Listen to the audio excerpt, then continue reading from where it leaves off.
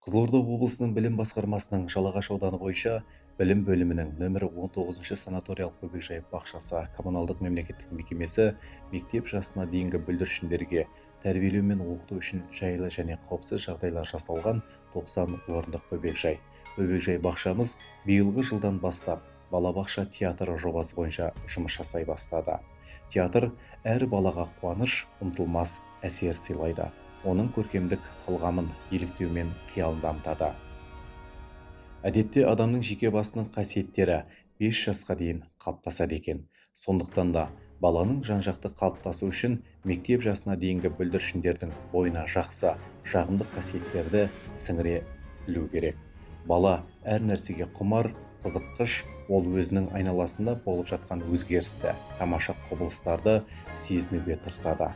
Оның жан-жақты дамып, жеке тұлға болып тәрбиеленуіне тілінің дамуын театрландырылған ойындар арқылы жетілдіруге болады.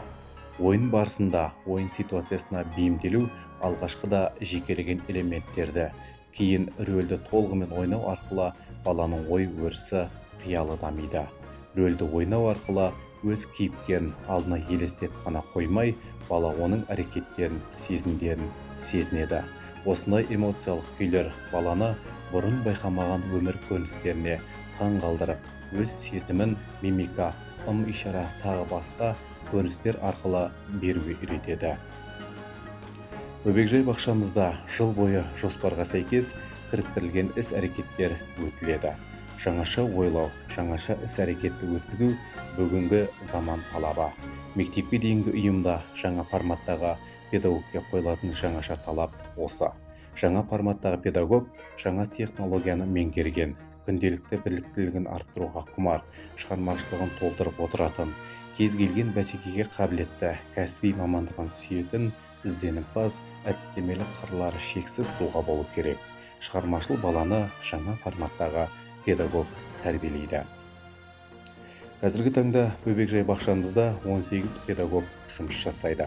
2024 жылдың қорытындысы бойынша Қазақстан Республикасының оқу-ағарту министрлігі балаларды ерте дамыту институтының ұйымдастыруымен мектепке дейінгі ұйымның үздік педагогы республикалық байқауының бірінші орын жеңімпазы Әбдуайтова Эланора Оңдасынқызы марапатталды.